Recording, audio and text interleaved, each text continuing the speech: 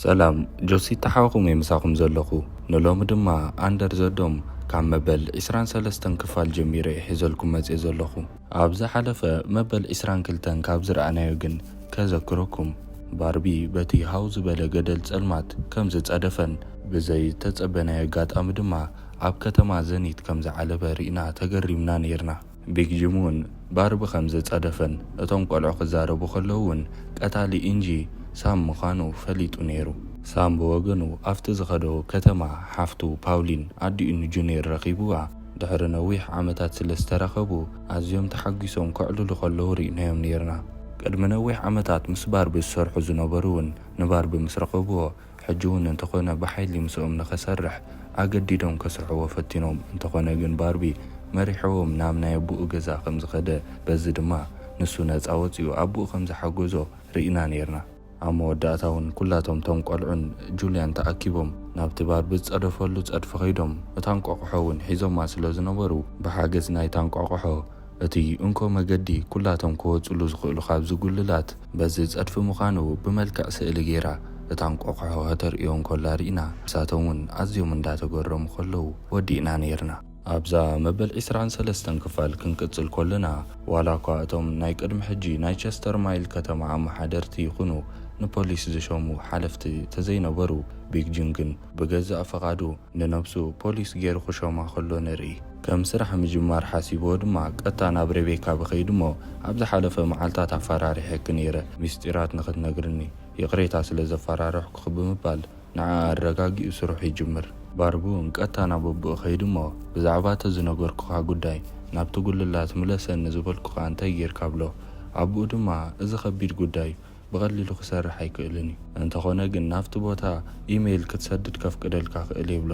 ኣብዚ ግዜ እዚ ብናቶም ፈቓድ ብዝኾነ ጥበብ ገይሮም ናብቲ ጉልላት መልእኽቲ ብዝደለይዎ ሰዓት ክሰዱ ከም ዝኽእሉ ንርዳእ። ባርቢ እውን ንጁልያ መልእኽቲ ጽሒፉ ብኢሜይል ናይ ጆ ጌርካ ስደደለ ኢኸ ብሎ ንቡኡ። ጆ ብወገኑ ምስ ኑሪ ብምዃን ነቲ ኩሉ ዘሕልፍዎ ዘለዉ ከመይ ይውዕሉ ሽግራቶምን ብሞባይል ክቐድሕዎ ከለዎ ንሪኦም። ኑሪ ድማ ንምንታይ ኢና ግን ንቐድሕ ዘለና ኢንተርነት ከማን ዘየለ ኣበይ ክንዝርግሖ ኢና ትብሎ። ጆይ ድማ ተቕብል ኣቢሉ ግድን ንኽንዝርግሖ እኮ ኣይኮነን ግን ምናልባት ካብዚ ብሂወት ተዘይወፂና ድሓር ሰባት ብኸመይ መገዲ ንነብር ከም ዝነበርና ብቐሊሉ ክርድእዎ ይኽእሉ እዮም ንዕኦም መልእኽቲ ክገድፈሎም ኢሉ ይብላ። ከምዚ ተባሂሎም ናብቲ ቤት ትምህርቲ ኸይዶም ናብታ ጠቓሎከር ምስ በጽሑ ኣንደበት ናብ ናይ ጆ ሞባይል መልእኽቲ ይመጽእ ባርቢ ነቡኡ ስደደሉ ዝበሎ ማለት እዩ። ጆይ እንዳጐየ ናብ ጁልያ ኸይድ እሞ ባርቢ መልእኽቲ ሰይድል ክብላ ኣዝያ ተሓጒሳ ጁልያ ተንብቦ የፍቅረኪ እየ ጁልያ ሓደ መዓልቲ እምነት ተሃሊና ክንራኸብ ኢና ኢሉ ኣብ መጨረሻ ግን ዘገርም ጽሑፍ እታ እንቋቑሖ ኸዓ ሒዝክያ ምጽኢ ዝብል መልእኽቲ ይጸንሕ። ነዚ መልእኽቲ ድሕሪ መንባባ ጁልያ ሕጉስቲ ነበረትን እቶም ቆልዑ እውን እንዳተገረሙ እንታይ ኾንክ ደኣ ሕጉስቲ ዘይትመስል ብልዋ። ንሳ ድማ ካብ ባርቢ ምዃኑ እቲ መልእኽቲ ብኸመይ ከረጋግጽ ኽእል ህራይ ብሂወት እንተሃልዩ እውን ኣበይ ዘሎ ትብሎም።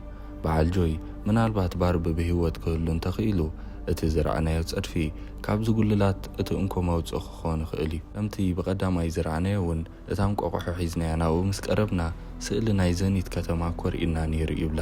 ድሕሪዚ ጁልያ ንኺድ በቃ ናብቲ ቤት ትምህርቲ ናፍታ ጥቓሎከር መልእኽቲ ኣነ እውን ክሰደሉ ኽእል ተኾይነ ባርቢ ናይ ብሓቂ ንሱ እንተኾይኑ ከረጋግጽ ኽእል ኢላቶም ብሓንሳብ ኸዱ። ናብ ሳምን ናብ ፓውሊን ድማ ቐፂልና ንኸይድ እሞ ሳም ላይል ጠቕላላ ናብ ርእሱ ከም ዘይምለስ ስለ ዝረኣየ ኣነ ናይ ገዛእ ርእሰይ ሂወት ክጅምር ደልየ ኣለኹ ካብዚ ኩሉ ጭንቀት ወፂ ንስኹ ናይ ገዛእ ርእስኻ ሓድሽ ሂወት ጀምር ኢኺ ኢልዋ ካብቲ ሆስፒታል ወፂ ክኸይድ ይፍትን። እንተኾነ ግን ፓውሊን ደድሕሪ እንዳመጸት ኣነ ደኣ ኸመይ ኢለ ሓድሽ ሂወት ክጅምር ኩሉ ግዜ ሓሳበይን ልበይን ምስ ጁኒየር ወደይ ዘሎ ጁኒየር ከዓ ኣብ ሽግር ኣፍቲ ጉልላት ከም ዘሎ ትፈልጥ ኢኻ ንላይል ጥዑይ ገይሩ ኸመይ ገይሩ ናብዚ ዓዲ ከም ዝመጸ ከም ዝዝክር ንግበሮሞ ዝኾነ መፍትሒ ንድለ ድሕሪኡ ንስኻ ከም ድሌትካ ገለ ጌርና ጁኒየር ካብ ዝኹሉ ሽግር ክወጸሉ ዝኽእል መገዲ ክንረክብ ክንክእል ኣለና ትብሎ። ባርቢ ብወገኑ ልክዕ ኣብቲ ንሱ ዝዓለበሉ ቦታ ኸይዱ ምናልባት ጁልያ ነጢራ ተመጸት ኢሉ ክጽበያ ይጅምር። እንተኾነ ግን ዝኾነ ይኹን ናይ ጁልያ ድሃይ ኣይነበረን። ኣብቲ ብጥቕኡ ዝተተኽለ ካሜራ ግን ሓደ ሰብ ይከታተሎ ከም ዘሎ ንርኢ። እቲ ሰብ እቲ ባርቢ ምዃኑ ምስ ረኣዮ ዙም ገይሩ ጥዑይ ገይሩ ይርዮ። ባርቢ እውን ብወገኑ ጁልያ ከም ዘይትመጽእ ስለ ዝተረድኦ ካብቲ ቦታ ተስኡ ይብገስ። ትኽከታተሎ ዝጸንሐ ወዲ ግን ካብቲ ኦፊሱ ወፂኡ ብእግሩ ክከታተሎ ይጅምር። ባርቢ መስተውዓለ ስለ ዝነበረ ገለ ሰብ ክከታተሎ ከም ዘሎ ተረዲእዎ ንእሽተይ ሰጊሙ ቀልጢፉ ብኣንጎሎ ዕጸፍ እሞ ተወዲ ድማ ንዑ ክከታተል ለድሕሪኡ እንዳሰዓበ ናፍቲ ኣንጎሎ ምስ ተጠውየ ብኡ ተሓቢኡ ጸኒሑ ባርቢ ሓኒቑ ካባይ እንታይ ኢኻ ደሊኻ ትከታተልን ዘለኻ ብምባል ይሓቶ። እቲ ወዲ ከም ዓርክኻ ረአየኒ ካብቲ ጉልላት ከም ዝመጸኻ ፈልጥ እየ ኣነ ድማ ክሕግዘኪ ኣይመጽእ ብምባል ይምልሰሉ። ባርቢ ዝኾነ ይኹን ሓገዝ ዓርኪ ኣየድልየነኒ ብምባል ይምልሰሉ። እንተኾነ ግን ተወዲ ዘረብኦ ቐጺሉ ኣቦኻ መልእኽቲ ናብ ጁልያ ሰዲዱ ነይሩ። ኣብቲ መወዳእታ ናይቲ መልእኽቲ ግን ነታ እንቋቑሖ ኸኣ ሒዝክያ መጽኢኺ ዝብል መልእኽቲ ወሲኹ እዩ ሰዲድላ ኢሉ ይነግሮ። ባርቢ ብዚ ግዜ እዚ ከመይ ጌርካ ብዛዕባ ኣቦይ ናብኣ ዝለኣኾ መልእኽቲ ክትፈልጥ ክኢልካ ከምኡውን ኣነ ካብ ዝበልኮ መልእኽቲ ወጻኢ ካልእ ሓዊሱ መልእኽቲ ክሰደላ ኣይክእልን እዩ ኣይተሓሱ ይብሎ። እቲ ወዲ ግን ተኣማሚኑ ጥራይ ንስኻ ብእምነት ቅረበኒ እምበር ኣነ ኩሉ ተሓቂ ከርእየከ ክነግረከ ይብሎ ንባርቢ። በዓል ጁልያ ብወገኖም ናብቲ ቤት ትምህርቲ ምስ ከዱ እቲ ኢንተርነት ካልኣይ ግዜ ጠፊኡ ይጸንሖም። ጁልያ ድማ ኣነቲ ዝፈትዎ ሰብ ባርቢ ገመድ በጢሱ ክጸድፍ ከሎን ከም ዝሞቶም ብዓይነ የርኢ። ሕጂ ከመይ ገይረ ነዚ መልእኽቲ ከኣምኖ ዝኽእል? ናይ ብሓቂ ንሱ ምዃኑ ተዘረጋግጽ ነይረ ግን ወላ ሓደ ከይተጠራጠርኩ በቲ ገደል ምነጠርኩ ትብሎም። ሜሊና ኣብዚ ግዜ ዝተቐብላ ኣቢላ እሞ ንባርቢ ክትብሊ ነታ እንቋቑሖ እውን ሓሊፍኩም ሃብኪዮም ዶ ኢላ ትሓታ። ጆይ ድማ ተቐብላ ኣቢሉ ኣነ ስድራኻ ክምለሱልካ እዮም ተዝበሃል ነይረ ዝኾነ ይኹን ነገር ካብ ምግባር ድሕሪ ኣይምበልኩን ነይረ እንዳበለ ጁልያ ተገበረቶ ነቲ ነገር ብዙሕ ዘገርም ከም ዘይኮነ ተረድኦም ይፍትን። ጁልያ ግን ዘረባ ቐጺላ ባርቢ ምዃኑ ከረጋግጽ ባርቢ ጥራይ ክምልሶ ዝኽእል እቶ ጽሒፈ ኣብ ጥርሙዝ ገይረ በቲ ገደል ክሰዶ እየ ሽዑፍቲ ዘለዋ ዓዲ እንተዓሊቡ ባርቢ መልእኽቲ ክሰደልና እዩ ትብሎም። ፓውሊንን ሳምን ብወገኖም ንላይል ካብቲ ዝነበሮ ሩም ሰሪቖም ወስድዎ እሞ ናብ ካልእ ክፍሊ እትዮም ኣብቲ ቀልጢፉ ኸንቃሕ ዝኽእል መርፍእ ክወግእዎ ይውስኑ። ዋላ እኳ እቲ መርፍእ ሓደገኛ ስለ ዝነበረ ክቖትሎ ዋላ ይኽእል ተነበረ። እንተኾነ ግን ከዘራርብዎ ተኾይኖም ዝኾነ ይኹን ሓደገኛ ስጉምቲ እውን ክቕበልዎ ከም ዘለዎ ተሰማሚዖም ይወግእዎ። ካልኣይ ግዜ ክሳብ ዝነቅሕ እውን ብዓቕሊ ይጽበዩ። ጁኒየር ናብ ኣቦኡ ምስ ከደ ፖሊስ ተቐይሩ ይጸንሖ እሞ ንምንታይ ደኣ ካብ በዓል ስልጣን ናብ ፖሊስ ተቐይርካ ኢሉ ሓቶ። ኣብዚ ግዜ እዚ ግን ሬቤካ ናብ ቢግ ጂም ትድውል እሞ ነቲ ዝሰርሕዎ ደሮና ዘጻሪ ዊንዲቬይን መሳሊ ንብረት ሰብ ከም ዘዕነዎ መጺኦም ንኽርእይዎ ትሕብሮም። ቀልጢፉ ቢግ ጂም ናፍቲ ቦታ ኸይድ። እቲ ዝተበታተነ ንብረት ምስ ረኣየ ድማ እዚ ሰብ እዚ ንዓይ ዝጸልእ ክኸውን ኣለዎ ከምዚ ገይሩ ዘዕነዎ ይብል። ኣብ ተመሳሳሊ ሰዓት ናብ ጁኒየር እውን ይድወል እሞ ኣብ ካልእ ቦታ እውን ባርዕ ሓዊ ከም ዝተላዕለ ይንገሮ። ባርቢ ብወገኑ ኣቦኡ ናይ ብሓቂ ድዩ ነቲ ዝበሎ መልእኽቲ እንቋቑሖ ሒዝክያ ምጽእ ዝብል ወሲኹሉ መታን ከረጋግጽ ናብቲ ኦፊስ ናይ ኣቦኡ ይኣቱ እሞ ብደገ እውን ተዓንተወ ይረኺብዎ ዝነበረ ወዲ ንኮምፒተር ናይ ኣቦኡ ሃክ እንዳገበረ ብቐሊሉ ፓስወርድ ከይተሸገረ ባርቢ ከም ዝፍትሽ ይገብር። ብፈታትሹ ምስ ረኣዮ ብረግጽ ኣቦኡ ካብቲ ንሱ ዝበሎ መልእኽቲ ወሲኹ ከም ዝሰደደ የረጋግጽ።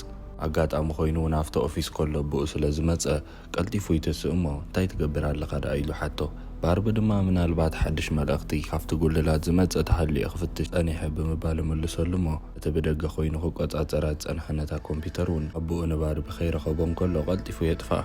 ኣቦኡ እውን ናፍታ ኮምፒተር ገጹ ድሕሪ ምጥማቱ ንዓነ ይበል ናብ ሓደ ቦታ ክወስደካ ደልየ ኣለኹ ኢሉ ንባርቢ ሒዝዎ ይኸይድ። ቢግ ጂምን ወድን ብወገኖም ናብቲ ሓዊ ተቓጺሉ ዝተባሃለ ቦታ ምስ ከዱ ኣብ ጥቓ ናይ ቢግ ጂም ኣድቨርታይዝመንት ዘለዎ ኣቤላ ኣንቲ መኪና ተቓጺላ ትጸንሖም እሞ ቀልጢፎም ኣጥፊኦም ቢግ ጂም ንዓይ ዝጸልኡ ንሰባት ኣብዚ ከተማ ብዙሓት እዮም ዘለዉ ኢለኩም ነይረ ምሽ በዓል መን ክኾኑ ከም ዝኽእሉ ከምዚ ዓይነት ደፋር ስጉምቲ ክወስዱ ዝኽእሉ ጸላእተይ በዓል መን እዮም ክግምቶም ስለ ዝኽእል ኢሉ ብዝርዝር ክጽሕፎም ይጅምር። ኣቦኡ ንባርቢ ናፍቲ ኣክስዩን ኤነርጂ ዝተባሃለ ዓብ ትካሉ ሒዝዎ ይኸይድ እሞ ንጁልያ ብሰደድ ኩላ መልእኽቲ ሓደ ነገር ሓሴካ ነይረ ብሎ። ባርቢ ድማ እንታይ ኻ ሓሲኻ ንብሎ። ኣቦኡ ቐጺሉ እቲ መልእኽቲ ምስ መንግስቲ ተዘራሪበ ከም ዝሰደድኮ ብሳትላይት ገይረ ናፍቲ ጉልላት ከም ዝኣቱ ከም ዝገበርኮ እየ ነጊረካ። እንተኾነ ግን ተሓቅኹም ይኮነን። ኣብዚ ትካል እዚ ምሳይ ዝሰርሑ ኣዝዮም ንፉዓት ናይ ኮምፒተር ምሁራት ሃከራት ንፉዓት ሰራሕተኛታት ኣለውኒ። ስለዚ ነዞም ናይ ሳትላይት ምሁራት ሰራሕተኛታተይ ተጠቂመ እምበር ምስ መንግስቲ ተዘራሪበ ይኮንኩን ብምባል ሓደ ካብቶም ንፉዓት ሰራሕተኛታተይ ከላለካ ኢሉ ሒዝዎ ንውሽጢ ኣቱ። ባርቢ ውሽጢ ምስ ኣተወ ዘይተጸበየ ነገር ይጸንሕ። እቲ ወዲ ሃንተር ዝበሃል ኮይኑ ኣቐዲሙ ከም ዓርካኻ ኮይነ ምሳኻ እንዳሰርሕኩ ክሕግዘካ ኢልዎ ዝነበረ ንባርቢ ኮይኑ ይጸንሕ። ባርቢ ነዚ ምስ ረኣየ ከምዛ ዘይፈልጦ ሱቕ ይብል። ኣቦኡ ንባርቢ እውን ንሃንተር በቃ ሕጂ እውን ክእለትካ ተጠቂምካ ተወሳኺ መልእኽቲ ናብ ዝጉልላት ክትሰድድ ደልየካ ኣለኹ። እቲ መልእኽቲ ብዛዕባ ምንታይ ምዃኑ ባርቢ ባዕሉ ብኣፉ ክነግረካ ይብሎ። ናብቲ ገደል ከይዶም መልእኽቲ ዳልያ ኣብቲ ጥርሙዝ ኣትያ ክትስንድዎ እንዳተዳለወት ኮላ ሕጂ እውን ሓድሽ መልእኽቲ ናብ ጆ ይመጽእ። ኣብቲ ንመጀመርያ ግዜ ዝሰዓንኩ ቦታ ወርሒ ምስ ደመቐት ክንራኸብ ኢና ዝብል ነይሩ እቲ መልእኽቲ። ጁልያ ባርቢ ብሂወት ኣሎ ናይ ብሓቂ እዚ መልእኽቲ ናቱ ጥራይ ክኸውን ዝኽእል ኢላ ኣዝያ ትሕጎስ። እቶም ቆልዑ ግን ንምንታይ ደኣ መልእኽቱ ንጹር ዘይገበሮ ኢሎም ኣሓትዋ። ንሳ ድማ ምናልባት ነቶም ምስኡ ዘለዉ ፍቲ ደገ ዘይኣመኖም ኮይኑ ክኸውን ይኽእል እዩ ትብሎም። ናብቲ ዝበላ ቦታ እውን ክትከይድ ምዃና ሓደገኛ ክኸውን ስለ ዝኽእል እውን በይነየ ክኸይድ ትብሎም ነቶም ቆልዑ። ባርቢ ብወገኑ ነቲ ሃንተር ዝተባህለ ኣብቲ ናይ ፓርኪንግ ክጽበዮ ይጸንሕ እሞ ምስ መጽእ ሓኒቑ ሒዙ ስለምንታይ ኢኻ ነቦይ ከም ትሰርሕ ኣቐዲምካ ዘይነገርካ ንብሎ። ሃንተር ድማ ኣነ ንዓኻ ጥራይ ክሕግዘካ ደልየ ወላ ሓደ ካልእ ክፉእ ሓሳብ ኣብ ልዕልኻ የብለይ ንብሎ። በቃ ናይ ብሓቂ ኣብ ልዕለይ ዝኾነ ይኹን ሕማቕ ሓሳብ ተዘይብልካ ናብቲ መንደቕ ክኸይድ ደልየ ኣለኹ ነቶም ወተሃደራት ንኽሓልፎም ክትሕግዘኒ ኢኻ ይብሎ። ሃንተር ድማ ከመይ ጌረ ናብኡ ክትኣቱ እኳ ሓደገኛ እዩ ምክልኻል ሰራዊት ናይዚ ሃገር እዮም ድማ ዝሕልውዎ ብሎ። ባርቢ ድማ ወይ ክትሕግዘኒ ኢኻ እንተዘይኮይኑ ግን ሃጌርካ ብዙሕ መልእኽቶም ከም ዝወሰድካ ክነግሮም እየ ከቃልዐካ ኢሉ የፈራርሖ። ንጽባሒቱ ወጋሕታ ባርቢ ሙሉእ ብምሉእ ተዳልዩ ናብቲ መንደቕ ይውገስ። ኩሉ ዘድልዮ ነገራት ታሴራ ከይተረፈ ናይቲ ሃገር ሰሪሕሉ እዩ ሃንተር። ካብታ ሴራ ዝገደደ ግን ዓሻራ ከም ዘድልዮ ካብቶም ሓደ ምሩጻት ተመራምርቲ ሓደ ካብኣቶም ምዃኑ ባርቢ ክረጋገጽ ተኾይኑ ግድን ዓሻርኡ ተመዝጊቡ ክጸንሕ ኣለዎ። ዓሻራ ክገብር ምስተሓተተ እውን ነዚ እውን ተዳልዩሉ ስለ ዝነበረ ሃንተር ብሰላም ካብቶም ወተሃደራት ክሓልፍ ይኽእል። ባርቢ ቀጥታ ናብቲ ብጥቑኡ ዝጸንሐ ወተሃደር ከይዱ እቲ መንደቕ ካብዚ ክንደይ ርሕቀቱ ኢሉ ሓቶ። እቲ ወተሃደር እውን ኣስታት 16 ኪሎ ሜትር ኣቢሉ ኸውን ኢሉ ምልሰሉ። ባርቢ ቀጺሉ ንስኹም ደኣ እንዳ ክንደይኹም ኢሉ ሓቶ። እቲ ወተሃደር ግን ዘምፀካ ሰሪሕካ ጥራይ ኪድ ኢሉ ንባርቢ ምልሰሉ። ድሕሪ እዚ ባርቢ እቶም ሰባትን ወተሃደራትን ናብቲ መንደቕ ይኸዱ ከም ዘለዉ ኣብ መኪና ተጻዒኖም ምስ ኣስተውዓለ ሒዝዎ ዝነበረ ንብረት ደርቢዩ ቀልጢፉ ብትሕቲ እታ መኪና ኣትዩ ተሓቢኡ ምስኦም ኸይድ። ናብ በዓል ሳምንት ተመለስና እውን ኣጋጣሚ ላይል ዕድል ገይሩ በቲ ዝወግእዎ መርፍእ ቀልጢፉ ነቒሑ ናብ ርእሱ ተመሊሱ ንሪኦ። ክልቲኦም ንመወዳእታ ግዜ ትዝክሮ እንታይ ኢሎም ሓትዎ። ንሱ ድማ ካብቲ ጉልላት ንኽወፅእ በቲ ገደል ክነጥር ከለኹ ኢሉ ይምልሰሎም። ቀጺሉ ኣበይና ዘለና ኢሉ ሓቶም ሆስፒታል ኢኻ ዘለኻ ኢሎም ምስ መለሱሉ ካብዚ ክወፅእ ኣለኒ ኢልዎም ተሲኡ ክኸይድ ይፍትን። እንተኾነ ግን ሙሉእ ብምሉእ ስለ ዘይሓወየ ሰንከልከል ይብል። ቢግ ጂም ብወገኑ እቶም ጸላእተይ ክኾኑ ይኽእሉ እዮም ኢሉ ዝመዝግቦም ሰባት ምስ ጁኒየር ወዲ ኮይኖም ተማቒሎም በብሓደ ንኸዘራርብዎም ናብኦም እንዳኸደ ከሎ ኣብ መገዲ ንጁልያ ርኢዋ መኪንኡ ጠጠው የብል እሞ ከመይ ድሓንዲኺ ባርቢ ካብ ዝመወት ንድሓር እኮ ተረኺብና ይንፈልጥ ኢና ተረጋጊእ ክዶ ኢሉ ሓታ። ጁልያ ድማ እንዳተደናገረት ድሓን ሕጂ ኸደኣ ፖሊስ ኮይንካ ከምኡ ሓይሽ ኢልካ ኢላ ትዛረቦ። ንሱ ድማ ዝኾነ ይኹን ተተፈጢሩ ንገርኒ ኢኺሉ ተወሳኺ ናይ ፖሊስ ሬድዮ ሂባ እሞ ጁልያ እውን ከይዓገበት ደስ ክብሎ ኢላ ህራ ኢላ ተቕበሎ። ምስ ከደት ግን ሕጂ ኸ እንታይ ተሓቢኣ ካባይ ትሰርሕ ዘላ ብምባል ኣዝዩ ተጠራጢሩ ብዓይኑ የፋንዋ። ባርቢ ብወገኑ ናብቲ መንደቕ ክበጽሕ ኣስታት 2 ኪሎ ሜትር ምስ ተረፎ ተሓቢኡ ካብታ መኪና ወሪዱ ናብቲ ጫካ ኣትዩ ናብቲ ዝደለየ ቦታ ይኸይድ። በዓል ሳም ብወገኖም ንላይል ንደገ ውፅኦም እንዳናፈስዎ ከዘራርቦ ይጅምሩ እሞ ሳማ መንጎ በቃ ላይል ሕጂ ስለ ዝመጸ ኣነ ክኸይድ ኣለኒ ይብላ ንፓውሊን። ፓውሊን ግን ሕጂ እውን ንሳም ናይ ክልቲኹም ሓገዝ የድልየኒ እዩ ጁኒየር ብሰላም ክወፅእ ተኾይኑ ግድን ክትሕግዙኒ ኣለኩም ብምባል ተዛረቦም። ንላይል እውን እቲ ቀደም ዝገደፍኩልካ ስእሊ በያሉ ኢላ ተሓቶ እሞ ክነጥር ከለኹ በቲ ገደል ሒዘዮ ነጢረ ነይረ ኢሉ መልሰላ። በዓል ጁኒየር ብወገኖም ቀጥታ ናብቶም ቲልደር ይኸዱ እሞ እቲ ቅድሚ ሕጂ ሓሰማታት ዝሞትኦ ኣብቲ ዓዲ እውን ሓሰማ ብምርባሕ እዩ ዝፍለጥ። ነታ ዊንድ ቬይን መሳሊት ንብረት ንስኻ ዲኻ ኣባላሽኻ ኢሉ ምስ ሓተቶ ጁኒየር ግን ኣነ ብርግጽ ንቢግ ጂም እጸልኦ እየ እንተኾነ ግን እዚ ስራሕ እዚ ኣነ ይገበርኮን ምክንያቱ ካልእ ስራሕ ውዒለ ንባዕለ ይብሎ። ቶም ንጂም ዝጸልኦ ዝነበረ ምክንያት ከምቲ ቅድሚ ሕጂ ዝረኣናዮ ኩለን ሓሰማ ናቱ ብሕማም ተወዲአን ሞይተን እየን ናይዚ ጉዳይ ተሓታተ ድማ ቢግ ጂም ኢሉ እዩ ዝሓስብ። ጁኒየር ብወገኑ ናብ ኣቡኡ ደው ኢሉ ወላ ሓደ ሓድሽ ነገር ከም ዘይተረኽበ እንዳሓበሮ ከሎ ባርቢ ቁሲልዎ ወዲቑ ዝነበረ ፊሊ ሽጉጥ ገይሩ ንቢግ ጂም ሃሪሙ መሬት የውድቆ። ጁኒየሩን ምስ ኣቦኡ ክዘራረብ ጸኒሑ ሃንደበት መስመር ስለ ዘቋረጸ ተጠራጢሩ በቃ ናፍቲ እንዳ ፖሊስ ከይደ ደሃዩ ክገብር ኢሉ ናብኡ ይብገስ።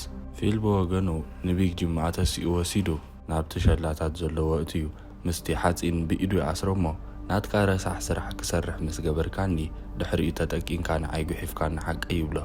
ኣብዚ ግዜ እዚ ቅድሚ ሕጂ ጁልያ ነቶም ህዝቢ ክጠቕሞም ኢላ ናይ ኩላቶም መግቢ ኣብ ሓደ መኻዚኖ ኣኪባ እትኾንሳ ተባሪዑ ከም ዝተቓጸላ ርኢና ነርና።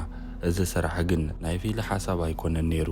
ለካ ቢግ ጂም ኣብቲ ቤት ማእሰርቲ ኮይኑ ዘውፅኦ መደቢ ነይሩ። ንፊል እውን ኣብኡ ከም ዝሳተፍ ገይሩ ተጠቂሙሉ ማለት እዩ። በዚ ምክንያቱ ፊል ሓሪቑ ተጠቂንካ ኢሉ ንቢግ ጂም ኣሲሩ ዘሳቅዮ ዘሎ።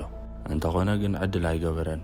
ነዊሕ ከይጸንሑ ናፍቲ ቦታ ጁኒየርን ሬቤካ ብን ይመፁ እሞ ቢግ ጂም ተኣሲሩ ምስ ጸንሖ ጁኒየር ምስ ፊል ይበኣስ። ሬቤካ ድማ ቀልጢፋ ንቢግ ጂም ትፈትሖ። ክልቲኦም ኣቦን ወድን ኮይኖም ተሓጋጊዞም ድማ ንፊል ይኣስርዎ። ቢግ ጂም እውን ቀፂሉ ጽቡቕ ስራሕ ኢኹም ጌርኩም ኣገላጊልኩምኒ ካብ ሕጂ ንዳሓር ዘሎ ስራሕ ግን ናባይ ግደፍዎ ብዛዕባ ፊል ይብሎም። ናብቲ ቤት ማእሰርቲ እትዩ እውን ይዓጽዎ እሞ ፊል እውን እንዳማረረ ነዛ ሽግር እዚኣ ኩላትና ኣይክንወፃን ኢና እንዳበለ ከማርር ንሰምዖ። በዓል ሳም ብወገኖም ፓውሊን ዝሰኣለቶ ኩሉ ስእልታት እንዳፈተሹ ተቐይሕ ዝናብ ናይቲ ደሮና ናይተን ሃንደበት ዝተጠቕዓ ስታላታት ናይ ኩሉ ስእሊ ብኡ ይጸንሖ። ኩሉ እውን በብሓደ ከም ዝተፈጸመ ሪኦም ይግረሙ። ፓውሊን ግን ኣብ መወዳእታ ግን ሓንቲ ስእሊ እኮ ሰይደልካ ነይረ። እንተኾነ ግን ጉልላት በመምጽኡ ምኽንያት ናባኻ ይበጽሐትን ናብኡ ክበጽሕ ስለ ዘይከኣለ ኢሎም ድማ እታ ስእሊ መሊሶምለይ ነይሮም ብምባል ነታ ስእሊ ካልኣይ ግዜ ምጽኣ ንኸተርእዮም ናብቲ ውሽጢ ገዛ ክደልያ ተኣቱ። ዝረኸበታ ስእሊ ንእሽተይ ቀያሕ ማዕጾ እያ ነይራ። እንተኾነ ግን ትርጉማ ወላ ሓደ ሰብ ክርድኦ ኣይከኣለን። ዋላ ባዕላ ዝሰኣለታ ፓውሊን ከይተረፈ ናይቲ ስእሊ መልእኽቲ እንታይ ምዃኑ ንባዕላ እውን ኣይተረድኣን። ቢግ ጂም ብወገኑ ንፊል ኣሲርዎ ናፍቲ ደገ ምስ ወፀ ድሕሪ እቲ ጉልላት ሓድሽ ነገር ከም ዝተፈጥረ ይርኢ እሞ ክሻፍ ኣምፂኡ ዝፍጠር ዘሎ ነገራት ክዕዘብ ይጅምር።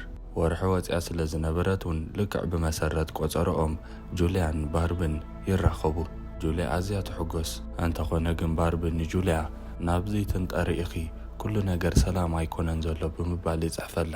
ድሕሪዚ ኣብ መወዳእታ ክፋል ናይዛ መበል 23 ባርቢ ናፍቲ መንደቕ ከም ዝኸደ ዝፈለጡ ወተሃደራት ተኣኪቦም መፂኦም ብሓይሊ ሒዞሞ እንዳኸዱ ርኢና።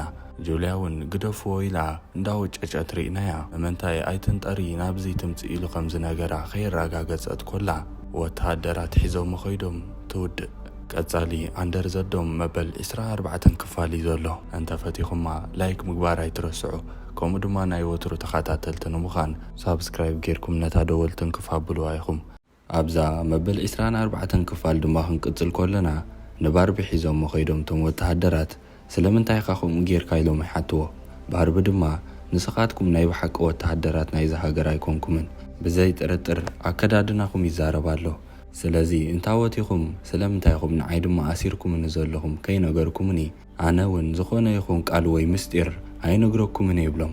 እቲ ሓላፊ ወተሃደራት ድማ ናብ ባርቢ ገጹ ይቐርብ እሞ ብዛዕባኻ ብዙሕ ነገር እየ ዝፈልጥ፣ ወተሃደር ምዃንካን ካልእ ነገራትን ብዙሕ እየ ዝፈልጥ። ተማሊ ስለምንታይ ኢኻ ነታ ጓል ኣብዚ ሰላም ኣይኮነን ከይትነጥሪ ኢልካ ትፀሓፍካላ ብሎ። ባርቢ ግን ዝኾነ ይኹን መልሲ ክቦም ስለ ዘይከኣለ ብሕርቃንቲ ወተሃደር ካልኣይ ግዜ ብቦክስ እንዳሃረመ ፈቲኻ ጸሊእኻ ብናትካ ሓገዝን ብመገዲ ናይታ ጓልን እታ እንቋቑሖ ኣብ ኢድና ከም ተኣቱ ክትገብር ኢኻ ኢሎሞ ይኸዱ። ኣብቲ ሓደ እውን ቢግ ጂም ንጽባሐይቱ ቐጥታ ናብ ጁልያ ይኸይድ እሞ ወተሃደራት እንታይ ከም ዝሓሰቡ ናብዚ ጉልላት ገጾም ቀሪቦም ግን ክሕልው ጀሚሮም ኣለዉ። እንታይ ኣሎ ዲ ሓድሽ ነገር ኣነ ዘይፈልጦ ኢሉ ሓታ ንሳ ድማ ወላ ሓደ ነገር የለን ኣነ ዝረኣኽዎ ሲላ ትምልሰሉ እሞ ቢግ ጂም እውን ከምዛ ዘይፈለጠ ኣብ ሓዘን ክዘለኽ ትመስሊ ንመወዳእታ ግዜ ናይ ባርቢ ሬሳ መታን ክትሰናበት እዮ ካብቲ ጉድጋድ ከውፀልካ ክፍትን የብላ። ጁልያ እውን ባርቢ ብሂወት ከም ዘሎ ስለ ትፈልጥ ድሓን ንዓይ ክትብል ናይ ካልኦት ሰባት ሂወት እውን ኣይትለክም ኢላቶ ንውሽጢ ገዛ ተኣቱ እሞ ንሱ እውን ይኸይድ። ድሕሪዚ ኣብ ውሽጢ ኩላቶም በዓል ጁኒየር፣ ጆ፣ ኖሪ ኣብኡ ከም ዝሓደሩ ንርኢ። ኩሉ ክበሃል ዝጸንሐ ክሰምዑ ስለ ዝጸንሑ እውን ጁኒየር ኣዘራርብኡ ዝፈለጠ እዩ ብዛዕባ እዛ እንቋቑሖ ዝመስል ይብላ። ጁልያ ድማ ነታ እንቋቑሖ ዝደልይዋ ዘለዉ ሰባት በዓል መን ምዃኖምን እንታይ ከም ዝደለይዋን ክሳብ ንርዳእ ወላ ሓደ ሰብ ብዛዕባ እዛ እንቋቑሖ ንማንም ከይነግር ትብሎም። እታ ምስኦም ዝነበረት ሜሊና እውን ጁልያ ነታ እንቋቑሖ ንወተሃደራት ሂባ ንባርቢ ከተድሕኖ ከይትፍትን ስለ ዝተጠራጠረት ጠቕላላ እታ እንቋቑሖ ነቶም ወተሃደራት ክንቦም የብልናን ኢላ ደጊማ ንጁልያ ትነግራ። ሽዑ ኩላቶም ምናልባት ባርቢ ሓድሽ መልእኽቲ ሰይዱ ከይህሉ ኢሎም ናብኡ ክኸዱ ከለዉ ጆኔር ድማ ኣቦይ ምናልባት ካልእ ሓሳባትን መደባትን ከየውፅእ ክከታተሎ ኢልዎ ምኸይድ። ኣብቲ ሓደ እውን ፓውሊን ምስ ክልቲኦም ኮይና ንመወዳእታ ግዜ ስኢላታ ዝነበረት ስእልታት እንዳረኣየት እቲ ኣብ ቤት ትምህርቲ ዝርከብ ዘሎ ናይ ሎከር ካብዚ መውፅእ ክኸውን ከሎ እዛ ስኢልያ ዘለኹ ቀያሕ ማዕጾ ድማ ምናልባት እታ ናፍቲ ጉልላት መእተዊት ክትከውን ትኽእል እያ ትብሎም። ላይልን ሳምን ድማ መጀመርያ ካብቲ ፀድፊ ምስ ፀደፍና ኣብ መፃወቲ ናይ ቆልዑና ህፃናት ዝመስል ኢና ወዲቕና፣ ምናልባት እቲ ማዕጾ ፍቲ ከባቢ ክኸውን ይኽእል ይብልዋ። ጆኔር ኣቦኡ ቀጻሊ ክገብሮ ዝኽእል መደባት ክከታተል ንገዛ ምስ ከደ ኣብኡ ይራኸቡ እሞ ቢግ ጂም ባርቢ ብሂወት ኣሎ ኢሉ ንጆኔር ይነግሮ። ጆኔር ግን ቅድሚ ሕጂ ፈሊጡ ስለ ዝነበረ ብዙሕ ኣይተገረመን። ነዚ ምስ ረኣየ እውን ኣቦኡ እንታኾንካ ዳኣ ዘይተገረምካ ብሂወት ከም ዘሎ ትፈልጥ ነርካ ዲኻ ብሎ። ጆኔር እውን እቲ ሓቂ እወ ፈልጥ ነይረ ኢሉ ይምልሰሉ። እንተኾነ ግን ትፈልጥ ኮለኻ ቀዲንካ ዘይነገርካኒ እንዳበለ ንወዱ ይተቃየቆን እኳ ደኣ ንፉዕ እንቋዕ ተሓቂ ነገርካኒ ብምባል ቀጻሊ መደባቶም እውን እንታይ ምዃኑ ክፈልጥ ደልየ ስለ ዘለኹ ሓደ ነገር ንስኻ ክትሕግዘንን ከተርእየንን ዝደለኽዎ ነገር ኣሎ ኢሉ ተዛሪቦ ናብ ባርቢ ንሓልፍ። ባርቢ ክሳብ ሕጂ ተኣሲሩ እዩ ዘሎ። ነዚ ዝሰምዐ ኣቦኡ እውን ነቶም ወተሃደራት ኣፍቂዱ ናብ ውሽጢ እቲ ቤት ማእሰርቲ መፂኡ ይረኽቦ። ባርቢ ኣቦኡ ከም ዝመፀ ምስ ረኣየ ኣዝዩ ሰንቢዱ ከመይ ገይሮም እዞም ሰባት እዚኦም ናብዚ ክእትውካ ክኢሎም ብሎ። ኣቦኡ ድማ ዘለና ዓቕሚ ኩሉ ተጠቂመ ብክንደይ ሓይሊ ናባኻ መፅእ ዘለኹ፣ ሕጂ እውን ዝደልይዎ ነገር እንተዘይሂብካዮም ንክልቴና ክቐትሉና ስለ ዝኽእሉ እቲ ዝብሉኻ ዘለዉ ነገር ግበረሎም ብሎ። ባርቢ ግን ኣብ ዝሓለፈ እውን ናብ ጁልያ መልእኽቲ ልኢኸ ነይረ፣ እንተኾነ ግን እቲ መልእኽቲ ተቐይሩ እዩ በፂሕዋ። ንስኻ ናትካን ሰራሕተኛታት ዲኹም ቀይርኩሞ ዋላስ መንግስቲ ኢሉ ሓቶ። ኣቦኡ ድማ ከምዚ ዝበልኩኻ እዩ፣ እዞም ኣሲሮምኻ ዘለዉ ከይተረፈ መንግስቲ ቆፂርዎም ክቐትሉኻ እውን ይኽእሉ እዮም። ኣብ ዝሓለፈ ዝሰደድካዮም መልእኽቲ እውን ንሳቶም እዮም ናይ እንቋቑሖ ጉዳይ ወስኽሉ ኢሎም ኣገዲዶም ከም ንቕይሮ ገይሮምና እንዳበለ ይነግሮ። እንተኾነ ግን ባርቢ ጠቕላላ ነብኡ ከኣምኖ ይከኣለን። በዚ ምኽንያት ድማ ብፍጹም እታ እንቋቑሖ ከምዘይህቦም ምስ ነገሮ እሞ ናይ ክልቴና ህይወት ኣብ ሓደጋ እዩ ዘሎ ኢሉ ንባርቢ ተዛሪብዎ ኣቦኡ ወፂኡ ይኸይድ። ድሕሪዚ ግን ዘይተጸበናዮ ነገር ንርኢ። ነቲ ንባርቢ ከሳቀዮ ፀንሐ ወተሃደር ኣቦኡ ስለምንታይ ኢኻ ምስጢር ከም ዘውፅእ ዘይትገብሮ ይብሎ። እቲ ወተሃደር እውን ዘለና ዓቕሚ ኩሉ ተጠቂመ እንተኾነ ግን ክሰምዓኒ ይከኣለን ብሎ። ኣቦኡ ንባርቢ ግን ዘለካ ዓቕሚ ኩሉ ተጠቂምካ ዋላ ሳቂኻ ይኹን ዘድልየካ ምስጢር ክትቅበል ኣለካ ኢሉ ኣጠንቂቕዎ ይኸይድ። ቢግ ጂም ብወገኑ ባርቢ ዝነጠረሉ ፀድፊ ኣርኤኒ ኢልዎ። ጆኔር ድማ ሒዝዎ ይኸይድ እሞ ነዚ ምስ ረኣየ ቢግ ጂም ኣዝዩ እንዳሰንበደ እዚ ኩሉ ነገራት እኮ ኣዴኻ ቀደም እያ ትዛረቦ ነይራ፣ ሕጂ ድማ ብዓይነ ይሪኦ ኣለኹ፣ ቀደም ትብሎ ዝነበረት ኩሉ ለካ ሓቂ ነይሩ፣ ሓንቲ ግዜ ረኺበ የቕሬታ ተዛሓታ ደስ ምበለኒ ይብሎ። ጆኔር ድማ ዋላ እኳ ባርቢ በዚ ነጢሩ ናብቲ ከተማ ተኸደ ትማሊ ግን ብዘይተፈልጠ ምኽንያት ንጁልያ ከይትነጥር እንዳበለ ይፅሒፉላ። ምናልባት እቶም ዝሕዝዎ ዝነበሩ ወተሃደራት ነታ እንቋቑሖ ይደልይዋ ኮይኖም እዩ ዝኸውን ብሎ። ቢግ ጂም ብዛዕባ እታ እንቋቑሖ ምስ ሰምዐ ሕጂ እውን እዛ እንቋቑሖ ኣላ ድያ ኣበይ ድያ ዘላ ኢሉ ሓቶ። ጆኔር ድማ ኣበይ ከም ዘላ ድኣ ይፈልጥን ኢሉ ምልሰሉ። ቢግ ጂም ነዚ ድሕሪ ምስምዑ ኩሉ ነገር ምስ ክልቲኦም ስለ ዘተሓሕዞ ምናልባት እዚ ውልላት ንዓይን ንዓኻን ዝደልየና ምኽንያት ነዛ እንቋቑሖ ደሊና መታን ክንረኽባ ክኸውን ይኽእል ኢሉ ይነግሮ። ጆኔር ግን በዚ ዝሰምዖ ዘረባ ሕጉስ ኣይነበረን። በዓል ፓውሊን ብወገኖም ሰለስቲኦም ኮይኖም ምናልባት ነታ መእተዊት ናብቲ ጉልላት ተቐያሕ ማዕጾ ኣብቲ ናይ ህፃናት መፃወቲ ከባቢ ክንረኽባ ንኽእል ኢና ኢሎም ስለ ዝሓሰቡ ክደልይዋ ይጅምሩ። ኣብቲ ከባቢ ገለ ዝከታተልዎም ዝመስሉ ሰባት ስለ ዝረኣዩ ሳምን ላይልን ንዖም ንኸታልሉ ናብ ካልእ መገዲ ይኸዱ እሞ ንሳቶም ደድሕሪኦም ምሰዓቡ። ፓውሊን ድማ ናብታ ናይ መፃወቲ ቆልዑ ትመስል ንእሽተይ ገዛ ቀይሕ ዝማዕጾኣ ክትኣቱ እንዳተዳለወት ኣፍጢጣ ትጥምታ። እንተኾነ ግን ሃንደበት ካብ ውሽጢ እታ ንእሽተይ ገዛ ሓደ ቆልዓ ይወፅእ እሞ እዚ እኮ ናይ ቆልዑ መፃወቲ እዩ እንተኾንክ ናብ ዝጥምት ኣለኺ ኢሉ ይዛረባ። ፓውሊን ድሕሪ ዝጋጣሚ እዚ እዛ ንእሽተይ ቀያሕ ማዕጾ ናይ ቸስተር ማይል ከተማ መእተዊ ክትከውን ከም ዘይትኽእል ተረዲእዋ ተመሊሳ ትኸይድ። ኣቦኡ ንባርቢ ብወገኑ ንሃንተር ይፅውዖ እሞ ሕጂ እውን ናብቲ ጉልላት መልእኽቲ ክሰድድ ደልየ ነይረ ብምባል ሓድሽ መልእኽቲ ይሰድድ። በዓል ጆኔር እውን ናብቲ ቤት ትምህርቲ ስለ ዝነበሩ ሓድሽ መልእኽቲ መፂሎም ይርእይዎ። ጆኔር እውን ኩሉ ትጋጣሚታት ምስ ዝተውዓለሉ ነዚ መልእኽቲ እዚ እቶም ዝሰዱልና ዘለው ከም ድሌቶም እዮም ዝቆጻጸርዎ ዘለው ነዚ ብዚ ዝቆራረጸና ዘሎ ኮኔክሽን ንሳቶም እዮም ዝዓጥዎ ዘለው ብምባል ዝጠርጠሮ ይነግረን። ብዝኾነ ኮይኑ ግን ነቲ ዝተሰደደ መልእኽቲ ከፊቶም ምስ ረኣይዎ ብመልክዕ ቪድዮ ኮይኑ እቲ መልእኽቲ ኣቦኡ ንባርቢ ምዃኑን ነርኢ እሞ ዘረብኡ ምስ ጀመረ እውን ሜሊና እዚ ድምፂ እዚ ቅድሚ ሕጂ ዝለመድኮን ዝፈልጦም ኮይኑ ይስማዓኒ ኣሎ ትብሎም። ኣቦኡ ንባርቢ መልእኽቱ ምስ ቀጸለ ግን እቶም ንባርቢ ዝሓዝዎ ወተሃደራት ብቐሊሉ ክሰድዎ ይከኣሉን። ነታ እንቋቑሖ ዘይተምጽዋት ኮይንኩም ንዓኻን ንወድኻን ክንቀትለኩም ኢና ኢሎምን ኣለው። ባርቢ ድማ ከምዚ ዝሪኦ ዘለኹ ንዓኹም ኣብ ሓደጋ ካብ ዘእቱ ህይወቱ ክኸስር ይቐልል ብኩሉ ነገራት ተቐርቂረ እየ ዘለኹ ብምባል እቲ መልእኽቲ የብፅሐሎም። ነዚ ዝሰምዐት ጁልያ ኣዝያ እንዳተሻቐለት ነዛ እንቋቑሖ ንኸይህቦም ክብል ንባርቢ ከይከስሮ ኢላ ከተሻቐል ከም ጀመረት ነስተውዕል። እቲ ንባርቢ ዘሳቅዮ ዝነበረ ወተሃደር ድማ ሕጂ እውን ኣይትዛረብን ኢኻ እንዳበለ ካሃርሞ ይጅምር። ባርቢ እውን ስቃይ ክብርትዖ ምዃኑ ተረዲኡ ተዳልዩ ስለ ዝጸንሐ ሰንሰለት ተኣሲሩ ከሎ ተሲኡ ነቲ ወተሃደር መሬት ከም ዝወደቕ ገይሩ ሃርሞሞ ድሕሪኡ ነታ መፍትሕ ካብ ጅቡ ውፅኡ ሰንሰለቱ ፈቲሑ የምልጥ። ቢግ ጂም ብወገኑ ብሕርቃን ናብ ሬቤካ ቢኸይድ እሞ ብዛዕባ እታ እንቋቑሖን ባርቢ ብሂወት ከም ዘሎን ክሳብ ሎሚ ስለምንታይ ዘይነገር ክኒኢሉ ይዛረባ። እንተኾነ ግን ሬቤካ ንባዕላ ትፈልጦ ጉዳይ ኣይነበረን። ቢግ ጂም ነዚ ምስ ተረድአ እውን እዞም ሰባት እዚኦም ብድሕረና ኮይኖም ንዓና ንምጥፋእ ብሓባር ይሰርሑ ኣለዉ እንዳበለ ንሬቤካ እውን ብዛዕባ እቲ ጉዳይ የረድኣ። እዚ ኩሉ ድሕሪ ምስማዓ ሬቤካ እውን ነዚ ጉልላት ሓይሉ ዝህቦ ዘሎ እንቋቑሖ ከም ዘሎ ድሕሪ ምፍላጣ ኣነ እውን ብዝተኸኣለኒ መጠን ክሕግዘከ ብዝተኸኣለና መጠን እቲ ምስጢር እንታይ ምዃኑ ክንፈልጦ ክንክእል ኣለና። ንጆ መምህሩ ስለ ዝነበርኩ ፀዊዐ ምስጢር ካብኡ ክቕበል ክፍትን እየ። እስኻ እውን ብወገንካ ናትካ መገዲ ፈትሽ ኢኻ ኢላቶ ተረዳዲኡ ምፈላለዩ። በዓል ፓውሊን ብወገኖም ኣብቲ ንራኸብ ዝተባህለዎ ቦታ ይኸዱ እሞ ቀዲሙ ዝመፀ ላይል ስለ ዝነበረ ኣብ መሬት ክስእል ርኢዋ ሕጂ ኸንታይ ትስእል ኣለኺ ፓውሊን ኢሉ ሓታ ንሳ ድማ ለንቅነብ ሕልመይ እንዳተመላለሰ ዝረኣየኒ ዘሎ ስእሊ እዩ። ምናልባት ናብዚ ከተማ ክንምለስ ንሓስቦ ዘለና ሓሳብ ጌጋ ከይከውን ከፍርሐኒ ጀሚሩ ኣሎ። እታ ዓንተወይ ዝረኣናያ ቀያሕ ንእሽተይ ማዕፆ ድማ መእተዊት ኣይኮነትን ኢላ ትነግሮ። ዘረብኦም ከይወድኡን ሳሚ መፅእ እሞ እቶም ዓንተወይ ዝከታተሉና ዝነበሩ ክሳብ ሕጂ ይከታተሉና ኣለዉ። ስለዚ ንግዚኡ ክንሕበኣሉ ንኽእል ገዛ ክህልወና ክኽእል ኣለዎ ይብላ። ፓውሊን ድማ ዝፈልጦ ሰብ ኣለኒ ብምባል ቴሌፎን ኣውፂኣ ትድውል። ናብ በዓል ጁልያውን ምስ ተመለስና ነታ እንቋቑሖ ንሃቦም እሞ ባርቢ ብሂወት ነድሕኖ ዝብል ሓሳብ እዮም ተሰማሚዖምሉ ዘለዉ። እንተኾነ ግን ሜሊና እቲ ጉልላት ክሕልዎ እዩ ባርቢ ወላ ሓደ ይከውንን እዩ እንዳበለት እያ ትከራኸር ዘላ።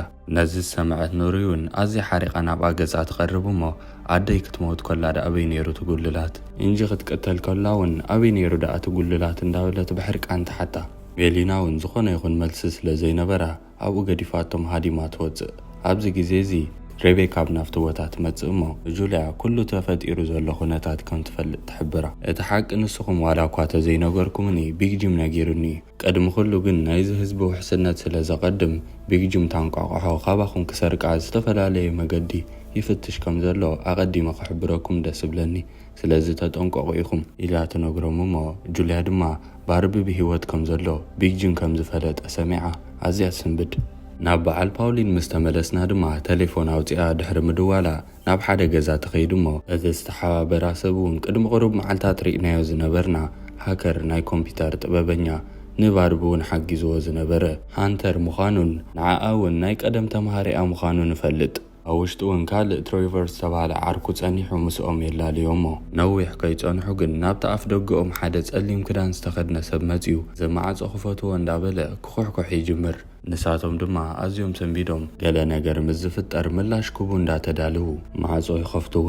ብዘይተጸበዩ ኣጋጣሚ ግን ባርቢ ኮይኑ ይጸንሕ። ባርቢ ካብቶም ወተሃደራት ድሕሪ ምምላጡ ናቶም ክዳን ገይሩ ይወፅዩ። ኣብ ውሽጡ እውን ሳም ላይል ከምኡ ድማ ፓውሊን ምስ ጸንሕዎ እታ ናብ ሳም ከይዱ ሓኒቑ ህይወት ሰብ ሓሊፍካ ኣብዚ መፂኻ ምሽ ብሎ ፓውሊን ድማ ኣቋርፅ እንዳበለት ትዛረቦ እሞ ባርቢ መን ይኽስኽ ከንዓይ ትዛረብኒ ምስ በላ ሃንተር ናይ ቀደም መምህርያ ኢሉ መሊሱሉ ኣዲኡ ንጁኒየር ሰበይቱ ንቢግ ጂም ምዃና እንትነግሮ ባርቢ ብኡ ንብኡ ንሳም እውን ሓፍቱ ምዃና ስለ ዝተረድአ ሓወኺ ካብ ቸስተር ማይል ክመፅእ ከሎ ንኢንጂ ቀቲልዋ ይመፅ ኢሉ ይነግራ። ጂም ብወገኑ ናብቶም ኣብቲ ጥቓ ጉልላት ዝነበሩ ወተሃደራት ከይድ እሞ እታ እንቋቑሖ ደሊኹም ተኮይንኩም ሒዘልኩም ክመፅእ ይኽእል ኢሉ ብፅሑፍ የርእዮም።